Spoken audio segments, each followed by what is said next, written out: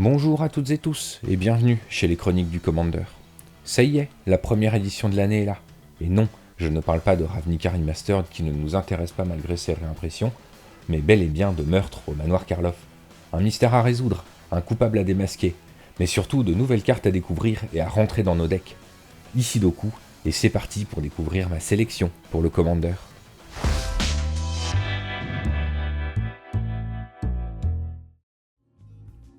Avant de commencer, faisons le point sur les nouvelles mécaniques que nous propose cette édition.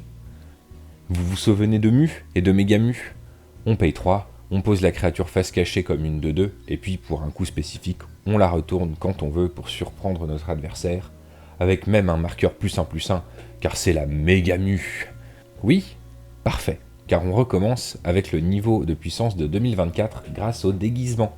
Maintenant, votre 2-2 aura également la parade 2 tant qu'il sera caché. C'est tout. Ça marche pareil que la mue, mais avec un bonus pour permettre à vos créatures cachées de rester en vie plus longtemps. Dans la même veine, Manifester se voit aussi remettre au goût du jour avec Voiler. Même parade 2 que le déguisement tant que la carte est face cachée, même façon de retourner la carte que Manifester en payant son coup de mana si c'est un permanent de l'autre côté.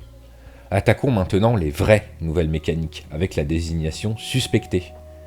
Certains effets vont vous permettre de suspecter des créatures. Suspecter une créature lui donne la menace, mais va aussi l'empêcher de bloquer tant qu'elle est suspectée. Un peu comme pour Monstrueux, suspecter n'est pas un marqueur, mais une propriété qui reste vraie tant que le permanent est en jeu. Attention donc à ne pas oublier qui est suspecté et qui ne l'est pas. Un nouveau type d'enchantement voit le jour, les affaires. La disposition sur les cartes n'est pas super intuitive, mais le fonctionnement est assez simple. Dans la case du haut, vous avez un effet qui est actif tout le temps, comme un enchantement classique. La case du milieu contient la condition qu'il faut remplir pour résoudre l'affaire. À la fin de votre tour, si vous avez rempli la condition, l'affaire est résolue et l'effet de la case du bas se débloque et devient actif tant que l'affaire est sur le champ de bataille. Comme pour suspecter, il n'y a pas de marqueur, à vous de vous rappeler si vos affaires sont résolues ou non. Enfin, certaines cartes de l'édition vous proposent de rassembler des preuves. Rassembler des preuves X est un coût qu'il vous faudra payer pour activer une capacité, ou en tant que coût supplémentaire d'un sort par exemple. Pour rassembler des preuves X, il faut exiler n'importe quel nombre de cartes de votre cimetière avec une valeur de mana totale supérieure ou égale à X. Ok, maintenant qu'on a fait le tour des mécaniques, regardons ensemble ce qui a le potentiel de rentrer dans un deck. Commençons directement avec quelque chose que l'on n'avait pas vu en blanc depuis quelque temps, une Vrasse à 4, sans aucun défaut, ou presque. Pas de témoin va donc détruire toutes les créatures pour seulement 2 mana blancs et 2 génériques. Et la contrepartie de donner un indice aux différents joueurs avec le plus de créatures est vraiment minime. Oui, c'est une carte piochée plus tard, mais franchement, qui a encore le temps de casser des indices en Commander de nos jours? Dans un autre style, j'aime beaucoup Obligation Perpétuelle. La carte va vous permettre, pour seulement 1 blanc et 1 générique, de réanimer une créature en éphémère. Oui, 2 mana en éphémère. L'astuce, elle ne pourra réanimer que chez vos adversaires, et ils vont même garder la carte de leur côté du champ de bataille. Par contre, cette créature est incitée, ne peut pas vous attaquer vous et vos Planeswalkers, et ne peut pas bloquer vos créatures. Un magnifique outil pour par exemple offrir un bloqueur à un adversaire mal en point, jusqu'au moment où vous n'avez plus besoin de lui. Enfin, en cette période festive, faites le cadeau d'une partie sans trigger à vos adversaires avec le Sran Portier.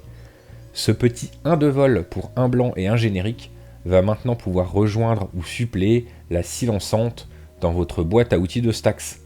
L'addition du flash le rend bien meilleur pour surprendre vos adversaires au moment de partir en combo, et la prise en compte des artefacts est bienvenue dans ce monde rempli de nourriture et de trésors qu'est une table de Commander. Rien d'aussi généraliste pour le bleu dans cette édition, mais quelques cartes qui trouveront sans difficulté une place dans des stratégies bien connues ou des jeux très spécifiques. L'affaire du laboratoire pillé est notre première affaire aujourd'hui, mais quelle affaire! Pour 1 mana bleu et 2 génériques, nous avons ici un classique réducteur de coût pour Spellslinger. Ce qui rend la carte vraiment fort, c'est sa dernière boîte. En effet, si vous avez résolu cette affaire, chaque sort de rituel ou d'éphémère lancé va vous faire piocher une carte. Le sanctuaire de Jace n'a qu'à bien se tenir en comparaison avec son tout petit regard 1.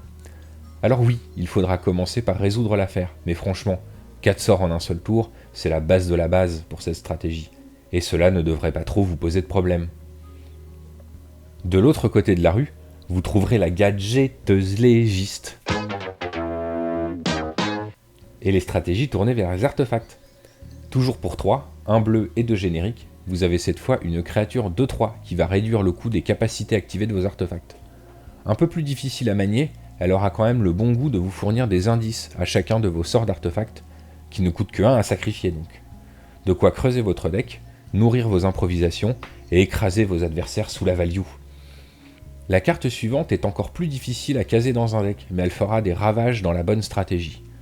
Le Faucon Convoité est un petit oiseau 1/4 vol pour 2 bleus et 1 générique. Ce n'est pas ses stats qui nous intéressent ici, mais bien son effet de déguisement. En effet, en le retournant face visible, nous allons pouvoir donner tout un tas de permanents à un adversaire de notre choix et piocher une carte par permanent donné de cette manière. Mais qui voudrait donner ces permanents à ses adversaires ? Eh bien le respectable ancêtre Zedru au grand cœur. Le faucon est son nouveau meilleur ami pour immédiatement lancer la machine. On pense aussi à Linde, persécutrice enthousiaste, que le faucon aidera à se séparer de quelques malédictions encombrantes. Petit bonus, à chaque attaque, le faucon récupérera un permanent, ce qui facilitera leur redistribution au besoin. Attention tout de même, si vous jouez beaucoup sur Spelltable, ce genre de stratégie est rapidement un enfer logistique. Alors discutez-en avec votre table avant de lancer la partie. Passons au noir maintenant. Je n'ai malheureusement pas vu grand chose d'intéressant dans cette couleur cette fois-ci. J'ai quand même noté quelques cartes sympathiques, mais je suis très curieux de connaître votre avis, alors n'hésitez pas à le laisser en commentaire. Artiste de sang voit son grand frère l'Éventreur de Veine rejoindre votre deck aristocrate. Alors oui, c'est une grosse mythique chère en mana, 3 noirs et 3 génériques. Ce n'est pas pour tous les decks, mais ce vampire-ci arrive avec le vol et 6 de force pour mettre quelques points en attaquant, et surtout une parade très désagréable qui le rendra difficile à gérer. En plus, si vos adversaires se décident quand même à la payer, ils perdront aussi 2 points de vie car sa dernière capacité va s'activer. Un colis bien complet que j'essayerai de faire rentrer dans certains de mes decks à coup sûr. Tant qu'on parle de distribuer des dégâts, parlons du serviteur barbelé. Ce 1-1 indestructible pour 1 noir et 3 génériques fait sa meilleure impression de poupée de son version 2024. On regrettera le fait qu'il est suspect, ce qui le cantonne dans un rôle agressif, mais on appréciera la pioche qu'il génère quand il ne manquera pas de toucher vos adversaires. Espérons que sa couleur ne l'empêchera pas de se trouver une maison, poupée de son étant surtout jouée dans des jeux très rouges. Pour finir, j'ai envie de vous parler de la Sérénade de Charnier. Cette carte ne paye pas de mine, mais elle va vous permettre de vous auto-meuler, de fixer votre pioche et de réanimer une créature tous les 3 tours jusqu'à la fin de la partie. Sa première résolution possible sera dans tous les cas aux alentours du tour 6, mais le coût de suspension réduit est une option appréciable pour mieux curver son deck. A vous de trouver un moyen d'enlever le marqueur fatalité de vos créatures si vous voulez vraiment abuser de la carte sans limite. Ok, nous voilà à la moitié de la vidéo. C'est le moment où je vous embête en vous rappelant que si la vidéo vous plaît, un pouce en l'air et un partage, ça aide énormément la chaîne. Et bien sûr, abonnez-vous si ce n'est pas déjà fait. N'hésitez pas non plus à nous suivre sur Facebook et Twitter pour ne rien rater de nos actualités, et à nous rejoindre sur Discord pour discuter Magic avec nous. Enfin, c'est le début de l'année, et c'est le meilleur moment pour rejoindre l'association si vous le désirez, et profiter de réductions sur tous nos événements. La billetterie de notre prochain tournoi Duel Commander en ligne ne devrait d'ailleurs plus trop tarder à ouvrir si ce n'est pas déjà fait. Reprenons avec le rouge, et là, contrairement au noir, j'ai eu du mal à faire un tri. Vous avez déjà joué Descente en Averne ? Si oui, vous savez à quel point cela peut accélérer une partie pour le meilleur comme pour le pire. Eh bien, Héritage Précipité a le même potentiel. Pour 2 mana rouges, chaque blessure subie par une créature va se transformer en carte à jouer sous la forme de la fausse pioche rouge que l'on voit beaucoup dernièrement. De quoi creuser les bibliothèques de tout le monde à grande vitesse à la moindre phase de combat. Creusez, et vous trouverez peut-être la gestion qu'il vous manquait, comme la sauvagerie d'Anzrag, une nouvelle vrasse anti-artefact d'une qualité exceptionnelle. Pour 2 rouges et 3 génériques, on va donc détruire tous les artefacts de nos adversaires. Oui, vous avez bien entendu, c'est unilatéral et votre champ de bataille ne va pas bouger. Déjà, rien que ça c'est fou, mais c'est seulement la première ligne et demie du texte de cette carte. Derrière, vous allez exiler autant de cartes du dessus de votre bibliothèque que d'artefacts détruits, pêcher une créature parmi elles et la mettre gratuitement sur le champ de bataille avec la célérité. Alors oui, elle repart en main à la fin du tour, mais ça reste une attaque furtive, collée en bonus à une gestion de masse. Seul défaut, faites attention à ne pas vous auto-meuler jusqu'à la mort, les cartes exilées ne reviennent malheureusement pas dans la bibliothèque. Je n'oublie pas non plus ceux qui aiment les parties de 5 heures, et Wizard vous offre ici 2 cartes de politique qui ne manqueront pas de forcer votre table à discuter pendant 20 minutes. Le verdict de la foule va probablement vous faire piocher au moins une carte, mais il va surtout forcer vos adversaires à choisir lequel d'entre eux est la menace à la table. ce qui ne manquera pas de créer des dissensions que vous pourrez exploiter plus tard, avec par exemple un dilemme du prisonnier. Ici, on va demander à nos adversaires de se mettre d'accord pour s'éviter des blessures, mais la tentation de faire perdre un quart de sa vie à un méchant risque de se révéler trop forte pour certains. Vous n'avez plus qu'à sortir le popcorn et attendre que vos adversaires s'écharpent entre eux verbalement avant de recommencer grâce à son flashback. En vert, les commandants portés sur les terrains sont à l'honneur avec cette édition. Il est même difficile de trouver des choses à dire pour les autres decks. J'ai tout de même envie de mettre en avant un petit rituel. Choisissez votre poison. Ça ne coûte qu'un vert, ça ne cible pas, et ça permet de se débarrasser de jusqu'à 3 permanents d'un seul coup. En plus, avec les 3 modes, vous pourrez orienter vos adversaires vers le permanent qui vous embête le plus. Parlons terrain maintenant. Analyste des répercussions est une 1-3 pour un vert et un générique qui va meuler 3 cartes en arrivant sur le champ de bataille, mais c'est surtout une copie supplémentaire de Splendide Restauration. Un grand classique pour se redonner du souffle quand on n'a plus de terrain dans sa bibliothèque. Sur la piste, fait l'effet inverse du corps d'avidité et vous permettra pour un vert et un générique de poser un terrain engagé de votre main quand vous piochez votre deuxième carte à chaque tour. La combinaison de ces 2 cartes est d'ailleurs très sympathique.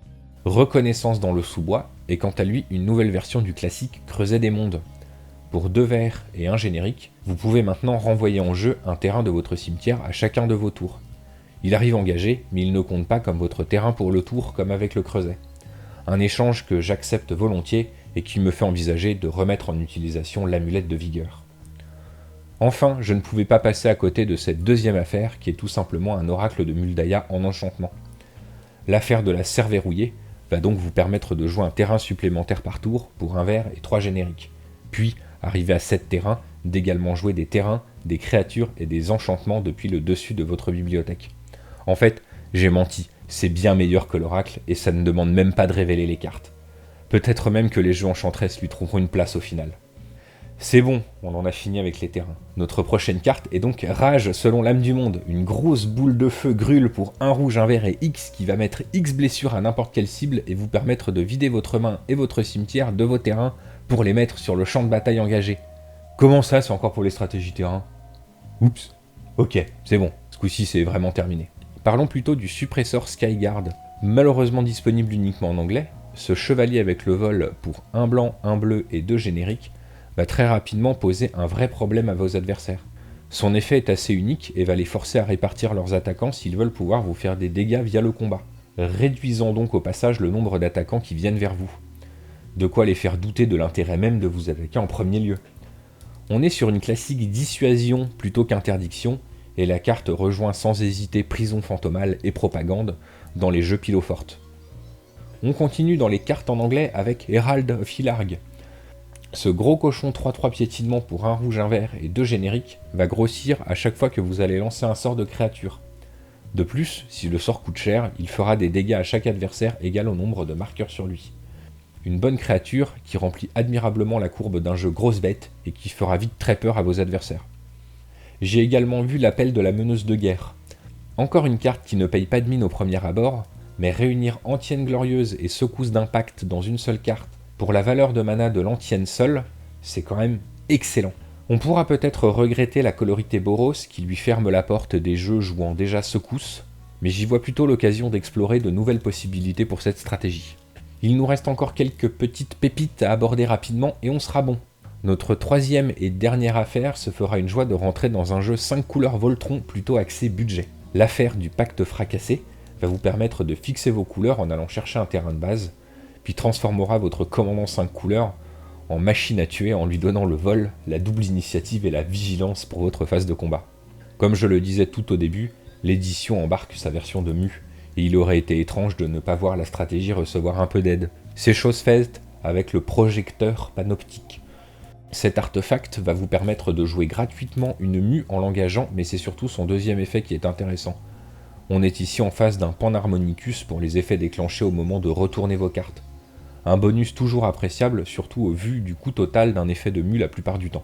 Wizards aime décidément beaucoup doubler les effets et j'ai hâte de voir quelle mécanique aura son doubleur la prochaine fois. Et voilà, on en a fini avec ma sélection de cartes pour le deck principal en Commander. J'espère que la vidéo vous a plu. N'hésitez pas à me parler en commentaire des cartes que vous avez vues. On se retrouve très bientôt pour ma sélection de commandants pour ce même format. D'ici là, portez-vous bien. et à très bientôt chez les Chroniques du Commandeur.